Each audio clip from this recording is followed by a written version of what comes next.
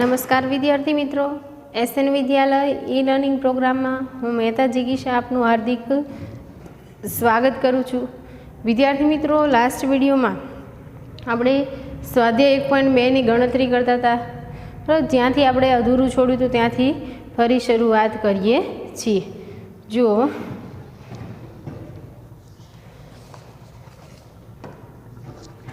લગભગ આપણે 13 દાખલા સુધી પતી ગયું હતું. 14મો દાખલો છે, એમાં પણ આપણે થોડીક મૌખિક સમજૂતી આપી હતી, પણ આપણે ત્યાંથી 14મા દાખલાથી શરૂઆત કરીએ છીએ.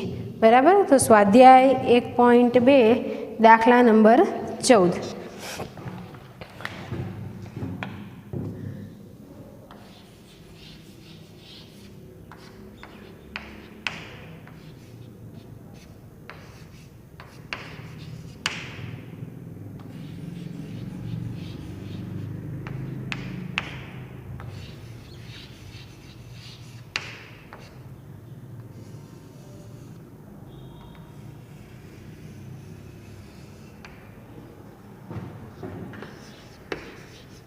સ્વાધ્યાય 1.2 જુઓ. હવે એમાં દાખલા નંબર આપણો 14મો દાખલા નંબર 14. જો રકમ વાંચું છું, ધ્યાન આપજો. એક ફેક્ટરીમાં 8 કામદારો નોકરી કરે છે, જે પૈકી 3 કામદારોની કાર્યક્ષમતા ઉત્તમ અને બાકીના બધા કામદારોની કાર્યક્ષમતા મધ્યમ છે. આ 8 કામદારોમાંથી 2 કામદારોની યાદચ્છિક રીતે પસંદગી કરવામાં આવે છે. પસંદ થયેલ કામદારોમાં પ્રશ્ન પહેલો, બંને કામદારોની કાર્યક્ષમતા ઉત્તમ હોય. પ્રશ્ન બીજો, બંને કામદારોની કાર્યક્ષમતા મધ્યમ હોય. અને પ્રશ્ન ત્રીજો, એક કામદારની કાર્યક્ષમતા ઉત્તમ અને એક કામદારની કાર્યક્ષમતા મધ્યમ હોય તેની સંભાવના શોધો. હવે જુઓ, કુલ કામદારો 8 નોકરી કરે છે, એમાંથી 3 કામદારોની કાર્યક્ષમતા ઉત્તમ છે. તો લખીશું 3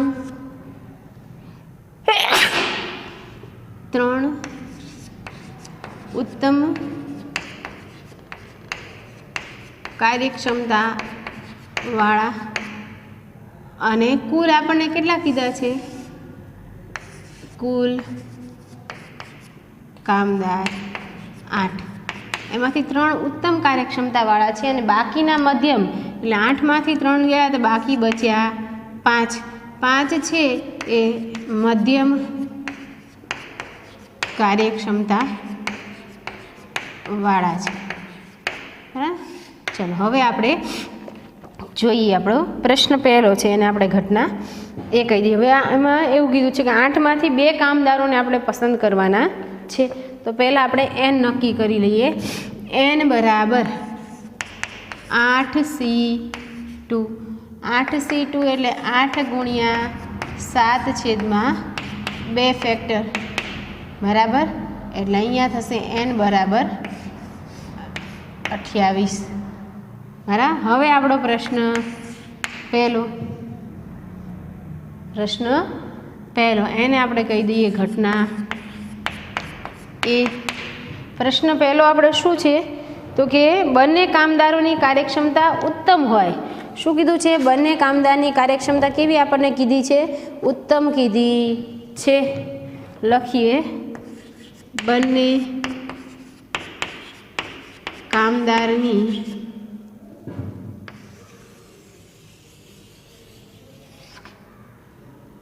કાર્યક્ષમતા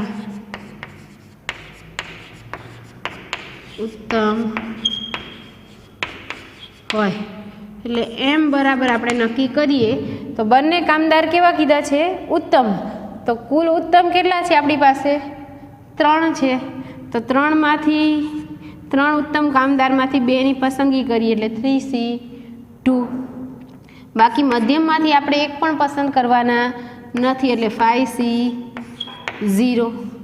હવે 3c2 એટલે શું થાય? તો કે 3 ગુણ્યા 2/2 ફેક્ટર અને 5c0 એટલે 1. એટલે એના બરાબર કેટલા થઈ જશે? 3. કેટલા થશે? 3. હવે એની સંભાવના શોધી લઈએ. પી ઓફ એ બરાબર એમના છેદમાં એન 3/28 આ થઈ ગઈ ઉત્તમ કાર્યક્ષમતાવાળા કામદારની સંભાવના. એના પછીનો પ્રશ્ન બીજો જોઈ લો. પ્રશ્ન બીજો શું છે? બંને કામદારની કાર્યક્ષમતા મધ્યમ હોય. બંનેની કાર્યક્ષમતા આપણને કેવી કીધી છે? મધ્યમ. પ્રશ્ન બીજો એને આપણે કહી દઈએ ઘટના બી બરાબર બંને કામદાર મધ્યમ કાર્યક્ષમતા વાળા હોય.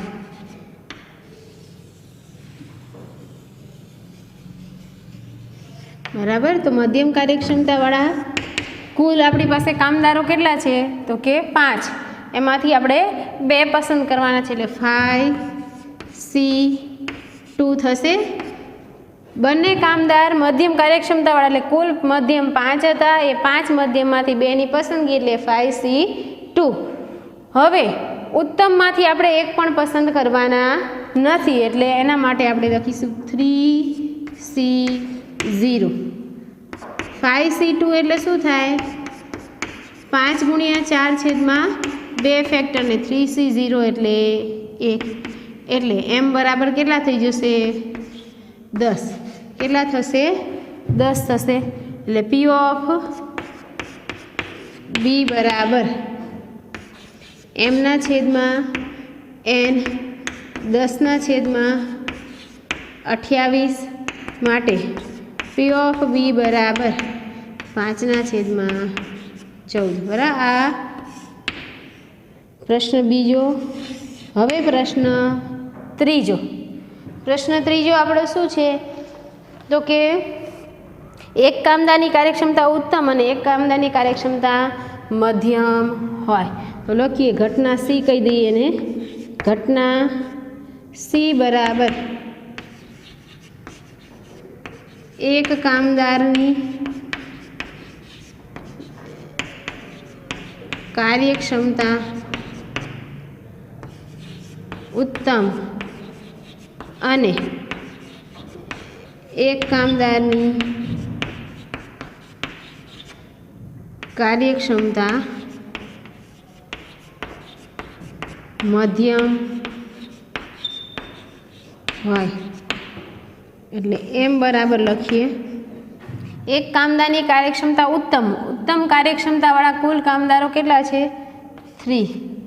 એમાંથી 1 આપણે લઈએ છીએ એટલે 3C1. એક કામદાર કેવો લેવાનો છે? મધ્યમ. બરાબર. એટલે એના માટે 5C1. 3C1 એટલે 3 અને 5C1 એટલે 5. 3 × 5 = 15. એટલે એમ બરાબર 15 આપણને મળ્યા. હવે એની સંભાવના શોધી લઈએ.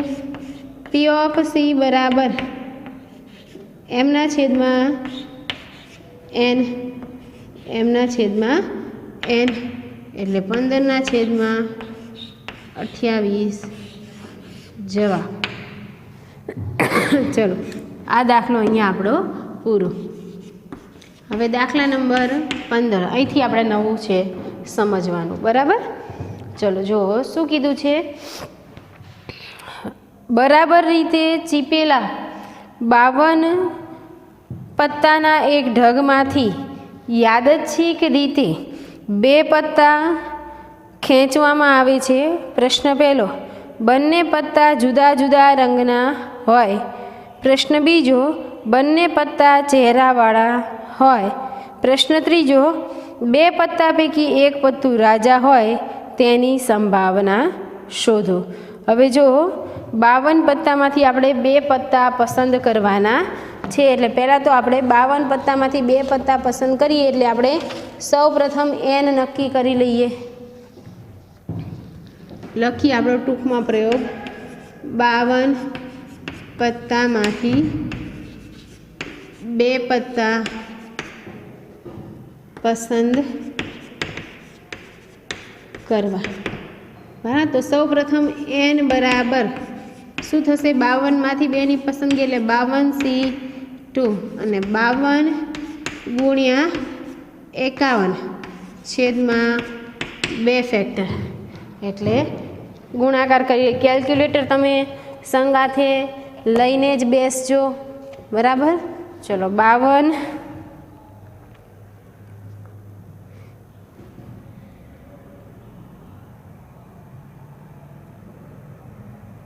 ચલો ત્યાં આવશે n બરાબર 1326, બરાબર. ચલો હવે પ્રશ્ન પહેલો આપણો શું છે જુઓ તો, બંને પત્તા જુદા જુદા રંગના હોય. શું કીધું? એને આપણે ઘટના એ કહી દઈએ. ઘટના એ બરાબર બંને પત્તા જુદા જુદા રંગના હોય. હવે જો વિદ્યાર્થી મિત્રો, પત્તાના પ્રકાર 4 હોય પણ રંગ કેટલા હોય? એમાં માત્ર 2 જ. પ્રકાર કે તો 4 અને રંગ કે તો 2, બરાબર, રેડ અને બ્લેક. હવે બંને પત્તા જુદા જુદા રંગના એટલે આપણને ખબર છે કે રેડ કલરના પણ એમાં ટોટલ 26 પત્તા હોય અને બ્લેક કલરના પણ એમાં ટોટલ 26 પત્તા હશે. હવે બંને પત્તા આપણે એક એક રંગના રહેવાના છે, જુદા જુદા રંગના એટલે શું? 2 પત્તા પસંદ કરવાના, 2 જુદા જુદા એટલે એક બ્લેક અને એક રેડ. તો ટોટલ આપણી પાસે 26 રેડ પત્તા છે, એમાંથી એકની પસંદગી કરીશું એટલે 26C1 ઇન્ટુ બાકીના જે 26 પત્તા છે એ બ્લેક કલરના હશે, તો એમાંથી પણ આપણે એકની પસંદગી કરીએ એટલે એ પણ 26C1. 26 ગુણ્યા 26 કેટલા થઈ જશે?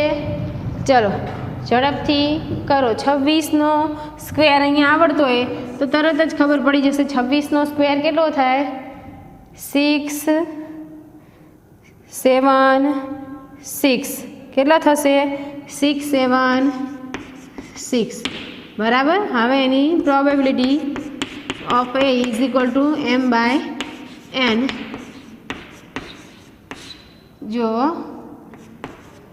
હવે અહીંયા આપણે સ્વરૂપ નાનું કરવાનું છે. 676 ભાગ્યા 1326 એટલે ત્યાં પણ 1326 છે. એક વસ્તુ યાદ રાખજો, 1326 છે એને પહેલાં જોઈ લ્યો કે કોઈ મોટી સંખ્યાથી ભગાય છે. હા, 1326 છે અને તમે 26 વડે ભાગી શકશો. જો ત્યાં 51 આવશે તો આને પણ તમે 26 વડે ભાગી શકો છો. 676 છે એ શું છે? 26નો સ્ક્વેર છે એટલે અહીંયા પણ તમારે શું આવશે? 26ના છેદમાં 1326 ભાગ્યા 26 એટલે છેદમાં આવશે 51. આ થઈ ગયો પ્રશ્ન પહેલો. હવે પ્રશ્ન બીજો લઈએ, એને આપણે ઘટના બી કહીએ. પ્રશ્ન બીજો શું છે? બંને પત્તા ચહેરાવાળા હોય. શું કીધું છે? એને આપણે ઘટના બી કહીએ. બંને પત્તા ચહેરાવાળા હોય, બરાબર. એટલે m બરાબર ટોટલ ચહેરાવાળા પત્તા આપણી પાસે કેટલા હશે? તો આપણે અગાઉ શીખી ગયા કે ટોટલ ચહેરાવાળા પત્તા કેટલા હોય? તો કે 12. એક પ્રકારમાં 3 ચહેરાવાળા, એવા 4 પ્રકારમાં 3 × 4 એટલે 12 થશે, બરાબર. 12 ચહેરાવાળા છે, એમાંથી 2 આપણે ચહેરાવાળા પસંદ કરવાના છે. એટલે કુલ 12 ચહેરાવાળા, એમાંથી આપણે 2ની પસંદગી કરીએ એટલે 12C2. 12C2 એટલે 12 ગુણ્યા 11 છેદમાં 2 ફેક્ટર એટલે 2 6 12 ને 11 6 66. m બરાબર કેટલા થશે? 66. હવે એની પ્રોબેબિલિટી ફાઇન્ડ કરીએ. P of B is equal to m/n. એમાં 66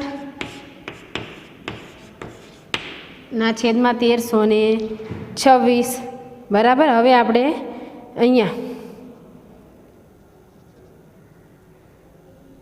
1326 એને આપણે 6 વડે ભાગી શકીશું. 1326 ભાગ્યા 6 કરશો એટલે આવશે 221 અને અહીંયા આવશે 11. 11ના છેદમાં 221. હવે અહીંયા 11ના છેદમાં 221 પછી કશું થાય છે એ જોઈ લેવાનું. 221 નંબર 11 નંબર છે એ અવિભાજ્ય સંખ્યા છે એટલે ડાયરેક્ટ 221ને જો 11થી ભગાતો હોય તો તે બાકી કંઈ જવાબ આવશે નહીં, આપણો આ ફાઇનલ આન્સર. બરાબર. ચલો હવે પ્રશ્ન ત્રીજો. 221ને તમે 11 વડે ભાગીને જોવું હોય તો જોઈ શકો છો કે 221 ભાગ્યા 11 કરીએ તો ડિનોમીટર એટલે કે ડેસિમલમાં આપણે જવાબ તમારો આવશે. ડેસિમલમાં જવાબ આવશે, પોઈન્ટમાં જવાબ આવશે એટલે એ આપણે અંશ અને છેદમાં દર્શાવવા માટે થઈ અને આ આપણો જવાબ છેલ્લો અને ફાઇનલ રાખીશું. ચલો પ્રશ્ન ત્રીજો. ત્રીજો પ્રશ્ન આપણો શું કીધો છે કે 2 પત્તા પૈકી એક પત્તું રાજા હોય તેની સંભાવના શોધો. હવે 2 પત્તામાંથી એક પત્તું રાજાનું હોય એને આપણે ઘટના સી કહીએ. ઘટના સી બરાબર 2 પત્તા પૈકી એક પત્તું રાજાનું હોય. હવે 2 પત્તા પૈકી એક પત્તું રાજાનું, તો ટોટલ રાજાના પત્તા કેટલા છે? દરેક પ્રકારમાં એક એક એટલે 4 પ્રકારમાં 4 રાજાના પત્તા હશે. એમાંથી આપણે એકની પસંદગી કરવાની એટલે 4C1 અને ગુણ્યા. હવે બીજું પત્તું છે એ આપણે કયું લેવું એ આપણને કીધું નથી એટલે ટોટલ આપણી પાસે 52 પત્તા છે. 52 પત્તામાંથી 4 પત્તા રાજાના કાઢી નાખ્યા એટલે આપણી પાસે બચ્યા 48 એટલે કે 48 પત્તા. હવે એ 48 પત્તા એ 4 પત્તામાંથી આપણે એક પસંદ કરવાનું, રાજાનું કોઈ પણ એક.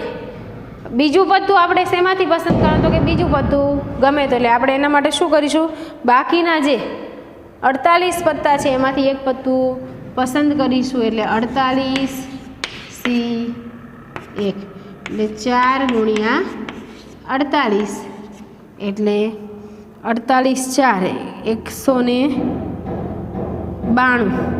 બરાબર. માટે m બરાબર 192. હવે એની પ્રોબેબિલિટી ફાઇન્ડ કરી. P of C is equal to m/n 192 ચલો હવે એને ડિવાઇડેશનમાં આપણે લઈએ. 192 છે એને આપણે પહેલાં જોઈ લેવાનું 26થી ડિવાઈડ કરી શકીએ છીએ કે ના. 26થી ડિવાઈડ કરી શકતા નથી તો શેનાથી ડિવાઈડ થાય છે તો કે જોઈ લઈએ. 1326/6 એટલે 221 આવ્યા હતા અને 192/6 એટલે 30. તો બેની આપણે 6 વડે ભાગી શકીએ છીએ. 192 ભાગ્યા 6 કરશો એટલે આવશે 32 અને 1326 ભાગ્યા 6 કરશો એટલે આવશે 221. અહીંયા જે આવ્યા હતા એ છે. તો આ થઈ ગયો આપણો ફાઇનલ આન્સર. બરાબર. 221ને આપણે વિભાજ્ય સંખ્યા એટલે એને ભાગી શકતા નથી. બરાબર. ચલો ઝડપથી હવે આ 14 અને 15 14મો કદાચ તમે ગણેલો છે એટલે 15મો દાખલો જેને 14 બાકી હોય બંને દાખલા ઝડપથી લખી લો પછી આગળ વધીએ.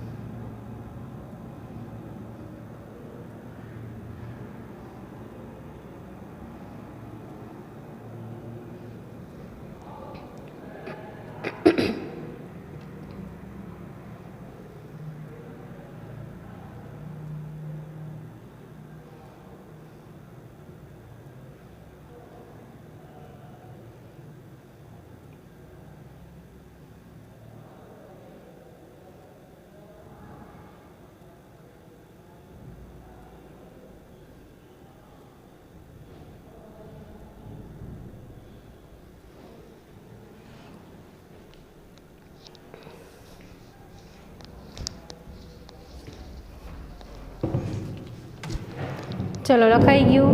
હવે આગળ વધીએ.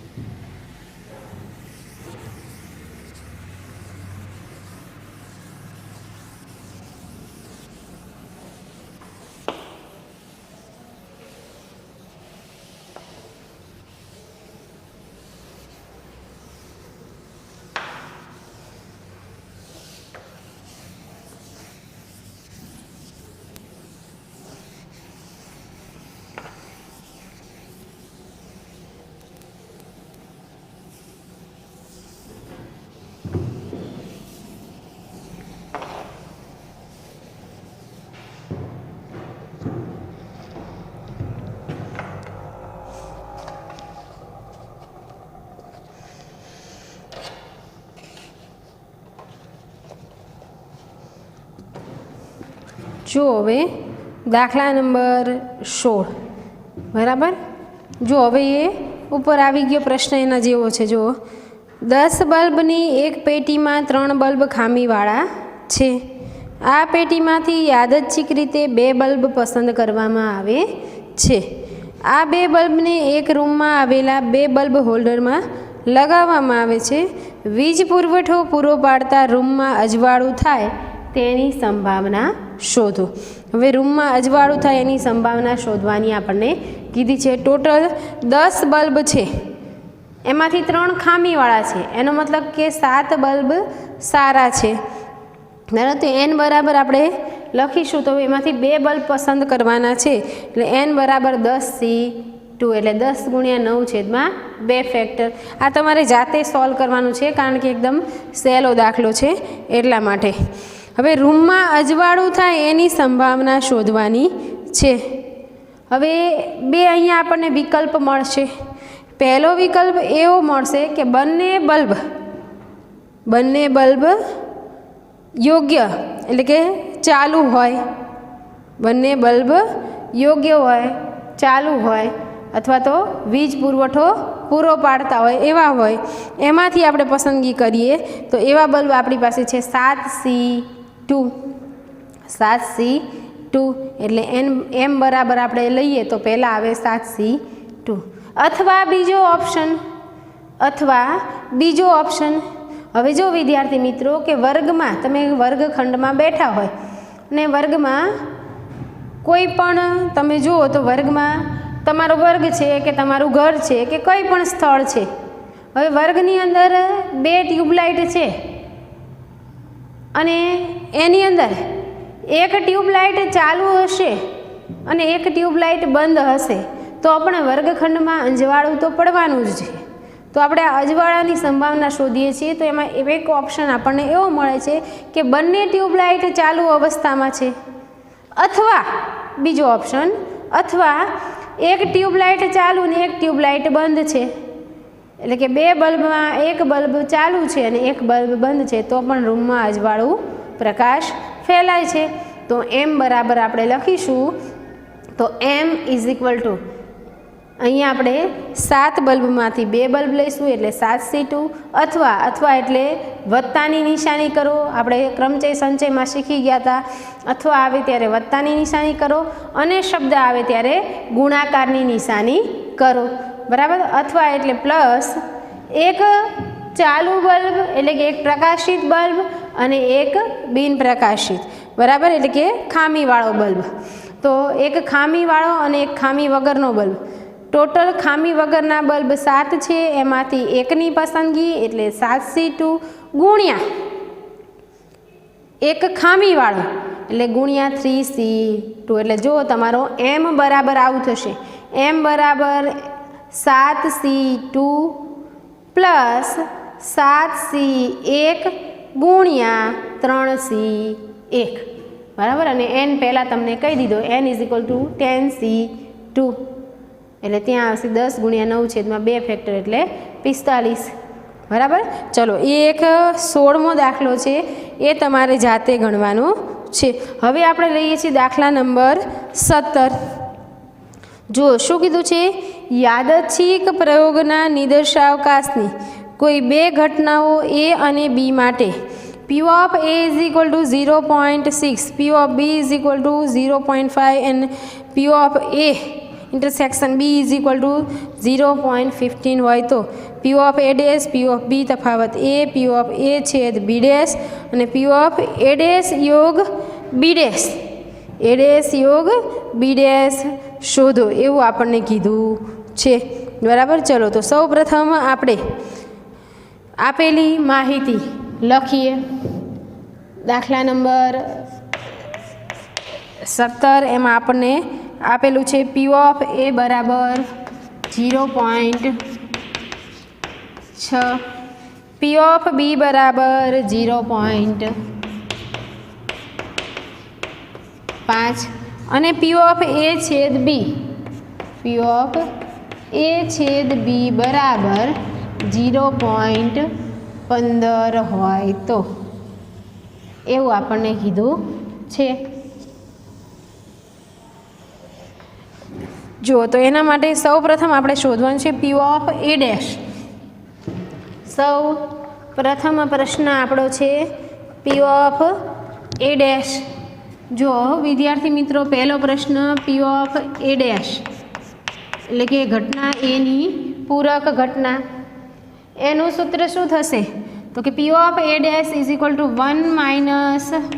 p of a, 1 - p of a એટલે 1 ઓછા p of a કેટલું છે 0.6, માટે p of a dash બરાબર 0.4. એના પછી પ્રશ્ન બીજો. જો પ્રશ્ન બીજો આપણે શું છે, p of b તફાવત a, p of b તફાવત a. હવે p of b તફાવત a બરાબર એનું સૂત્ર b તફાવત a એટલે b બને પણ a ન બને એટલે p of b minus p of a છેદ b, p of b minus p of a છેદ b, p of b કેટલું છે 0.5, એમાંથી બાદ કરો 0.15, માટે p of b તફાવત a બરાબર, b તફાવત a બરાબર કેટલા થઈ જશે 0.35, કેટલા થશે 0.35. બરાબર. ચલો, તો આગળ વધીએ. પ્રશ્ન નંબર 3 લઈ લઈએ. પ્રશ્ન નંબર 3. જો શું છે પ્રશ્ન ત્રીજો, p of a છેદ b dash, p of a છેદ b dash અહીં આવી જશે p of a છેદ b dash. હવે જો વિદ્યાર્થી મિત્રો, a છેદ b dash એટલે શું તો કે a બને પરંતુ b ન બને, a બને પરંતુ b ન બને એટલે એને શું કહેવાય p of a તફાવત b કહેવાય. શું કહેવાય a તફાવત b. અને p of a તફાવત b નું આપણે જો સૂત્ર લખીએ તો એ થાય p of a minus p of a છેદ b.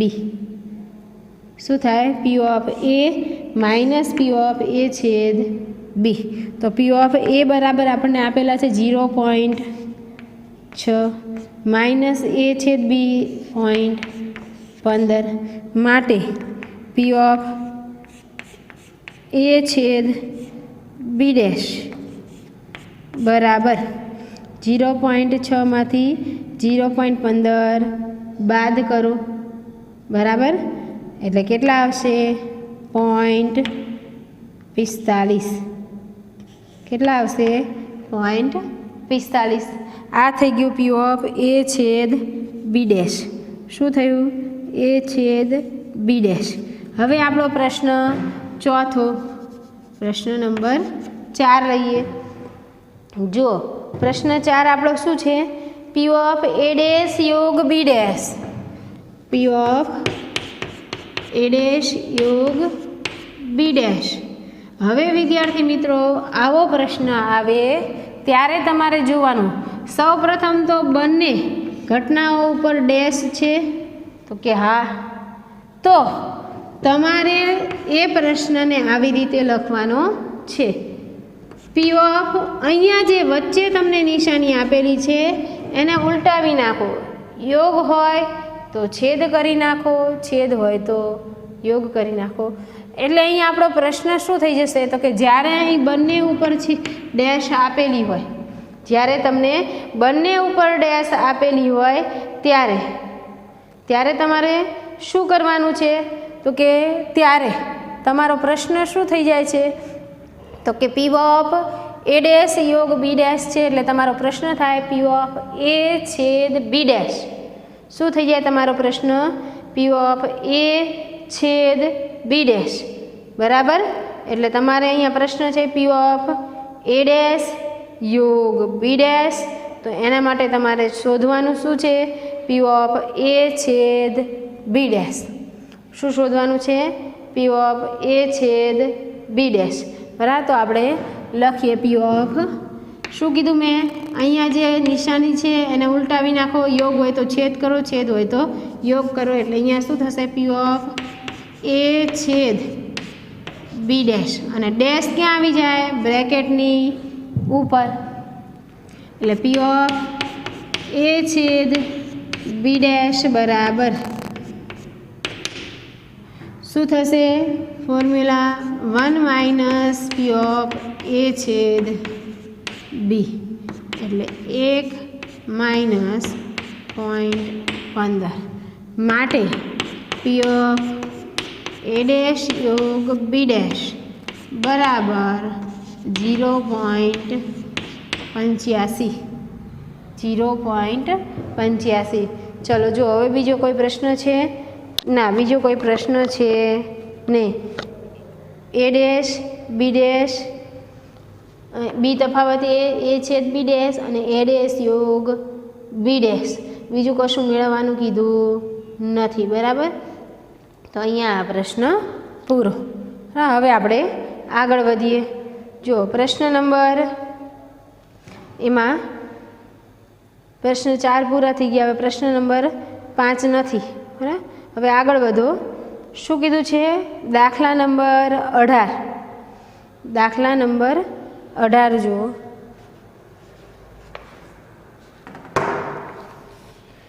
જો દાખલા નંબર 18 શું કીધું છે? યાદચ્છિક પ્રયોગના નિદર્શાવકાશની કોઈ બે ઘટનાઓ એ અને બી માટે. હવે જો ઉપરનો આ જે 17મો દાખલો છે એમાં એક પ્રશ્ન આવે છે. બરાબર? પણ પ્રશ્ન એ પાઠ્યપુસ્તકમાં, મારી પાઠ્યપુસ્તકમાં નથી એટલે એ ગણાવેલો નથી. કદાચ જો તમારી પાઠ્યપુસ્તકમાં હશે તો એ પ્રશ્નમાં તમને આપેલું હશે એ ડેશ છેદ બી ડેશ, એટલે કે પી ઓફ એ યોગ બી શોધો એવું તમને કીધું હશે. પણ અહીંયા આમ આ પાઠ્યપુસ્તકમાં નથી એટલે મેં લીધેલું નથી. એટલે આપણે એ નથી લેતા પ્રશ્ન. અહીંયા 4 જ પ્રશ્ન છે એટલે 4 જ લઈએ છીએ. હવે દાખલા નંબર 18. યાદચ્છિક પ્રયોગના નિદર્શાવકાશની કોઈ બે ઘટના એ અને બી માટે પી ઓફ એ ડેશ બરાબર 2 પી ઓફ બી ડેશ બરાબર 3 પી ઓફ એ છેદ બી બરાબર 0.6 હોય તો તફાવત ઘટનાઓ એ તફાવત બી અને બી તફાવત એ શોધો. તો આપણે શોધવાનું છે શું? એ તફાવત બી અને બી તફાવત એ શોધો. આવો આપણો પ્રશ્ન છે. ચલો પહેલાં તો આપણે આપેલી માહિતી જોઈ લઈએ. પી ઓફ એ ડેશ બરાબર 2p ઓફ b ડેશ બરાબર 3p ઓફ a છેદ b બરાબર 0.6 છે. આનું અર્થઘટન શું થાય તો કે p ઓફ a ડેશ બરાબર 0.6, 2p ઓફ b ડેશ બરાબર પણ 0.6 અને 3p ઓફ a છેદ b બરાબર 0.6 છે એવું થશે. તો લખીએ p ઓફ a ડેશ બરાબર 0.6 પછી માટે p ઓફ a બરાબર 1 minus p of a dash એટલે 1 ઓછા 0.6 માટે p ઓફ a બરાબર 0.4 p ઓફ a.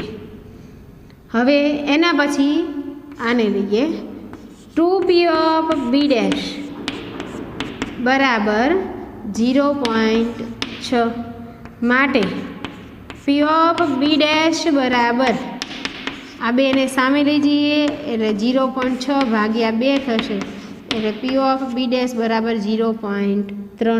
હવે એના ઉપરથી p ઓફ b શોધી લઈએ.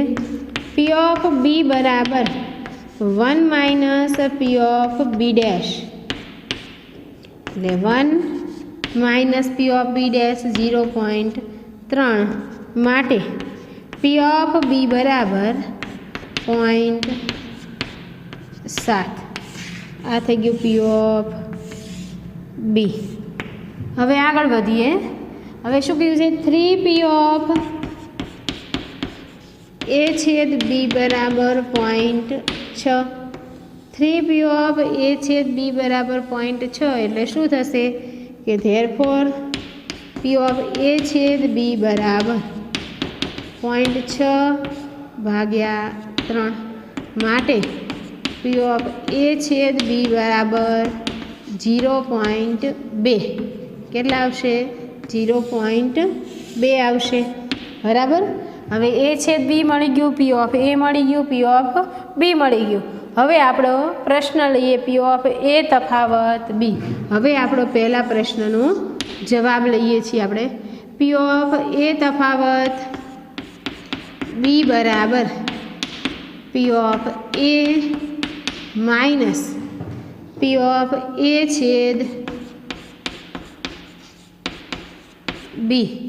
p ઓફ a બરાબર કેટલા છે તો કે 0.4. p ઓફ a છેદ b બરાબર કેટલા છે તો કે 0.2 માટે p ઓફ a તફાવત b બરાબર 0.2. પ્રશ્ન બીજો p ઓફ b તફાવત a બરાબર p of b minus p of a છેદ b. p ઓફ b બરાબર કેટલા છે તો કે p ઓફ b બરાબર 0.7 માઇનસ 0.2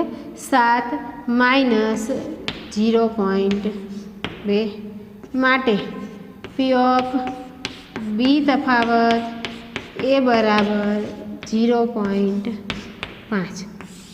તો આ થઈ ગયો આપણો પ્રશ્ન બીજો બરાબર. ચલો જોઈ લ્યો, ઝડપથી ગણી લ્યો. આવા દાખલા આપણે બોર્ડમાં પૂછાય છે બરાબર. ચલો ઝડપથી લખી લ્યો. બંને દાખલા પરીક્ષામાં આપણે પૂછાવા લાયક અને પૂછાઈ ગયેલા છે.